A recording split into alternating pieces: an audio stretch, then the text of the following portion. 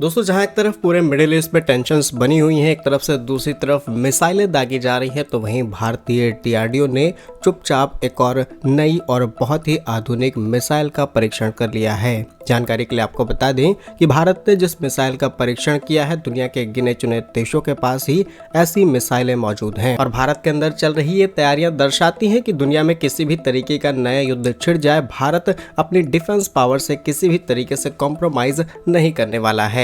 आइए जानते हैं आज के इस वीडियो में भारत ने किस नई मिसाइल का सफल परीक्षण किया और कैसे दुनिया के लिए भारत एक नया चैलेंज बनता जा रहा है। यदि आपको हमारा काम पसंद आए, वीडियो को लाइक, चैनल को सब्सक्राइब जरूर कीजिएगा, क्योंकि आपका ये छोटा सा काम आप तक ये जरूरी और सही खबरें लाने में हमारी बड़ी मदद करता है। तो भारतीय सेना के हाथों में एक ऐसा अदृश्य कवच आने वाला है जो कि पलक झपकते ही दुश्मन के विमानों को राख कर देगा। डीआरडीओ ने ओडिशा के चांदीपुर के अंदर शॉर्ट्स यानी कि very short range air defence system का सफल परीक्षण कर डाला है। और यहाँ पर हैरानी की बात है कि ये एक ऐसा एक्सपेरिमेंट था जिसे भारत के डीआरडीओ ने बैक टू बैक 3 बार कंफर्म किया और तीनों बार हमें सफलताएं मिली है, जिसके बाद अब ये पूरी तरीके से तैयार है सेना को ज्वाइन करने के लिए। यह मिसाइल इतनी हल्की है कि इसे सैनिक अपने कंधे पर रख करके दाग सकते हैं, लेकिन इसकी मारक क्षमता बड़े बड़े ड्रोन्स और हेलीकॉप्टर्स के बराबर है। आखिर क्या है इस मिसाइल की सबसे बड़ी खासियत, जिसकी बात आज पूरे देश में की जा रही है और क्यों इसे एलएसी पर तैनात करना भारत के लिए बहुत जरूरी हो चुका है। चलिए कुछ नंबर्स आपको बताते हैं।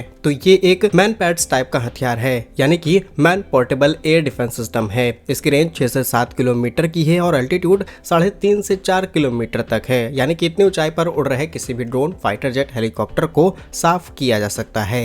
इसके अंदर लगा हुआ प्रोपल्सन फीचर सबसे ज्यादा एडवांस है, बिकॉज इसके अंदर डुअल थ्रस्ट सॉलिड मोटर का इस्तेमाल किया गया है, जो कि लॉन्च के तुरंत बाद इसे और ज्यादा पोटेंशियल देने का काम करता है। इसके अलावा इसमें एडवांस इंफ्रारेड सीकर लगे हुए हैं, जो कि दुश्मन के रडार सिस्टम की पकड़ में नहीं आएंगे। ये सीकर वो हैं जो कि इससे निकलने वाली हीट को पूरी तरीके से अब्सॉर्ब कर लेते हैं और दुश्मन का रडार उन हीट सिग्नेचर का इस्तेमाल करके ही किसी हथियार को पकड़ते हैं, जो कि इसमें ऑलरेडी पहले ही कंज्यूम किया जा रहा है। इस मिसाइल की सबसे बड़ी खासियत है इसका कॉम्पैक्ट डिजाइन। दरअसल ट्राइपॉड और मैन पोर्टेबल दोनों ही तरीके से इसे लॉन्च किया जा सकता है। दूसरा है तेजी से डिप्लॉयमेंट। जी हाँ, उबड़ खाबड़ पहाड़ी इलाके हो, स्पेशली लद्दाख या फिर अरुणाचल प्रदेश, मात्र 5 मिनट के भीतर इसे असेंबल करके दागा जा सकता है। और तीसरा सबसे बड़ा फायदा कि ये पूरी की पूरी स्वदेशी तकनीक है। इसका पूरा कंट्रोल सिस्टम, इंजन, रिसर्च सब कुछ डीआरडीओ की लैब में ही तैयार किया गया है, इसीलिए हमें किसी भी देश से परमिशन लेने की जरूरत नहीं पड़ेगी इसे कभी भी किसी भी युद्ध में इस्तेमाल करने के लिए।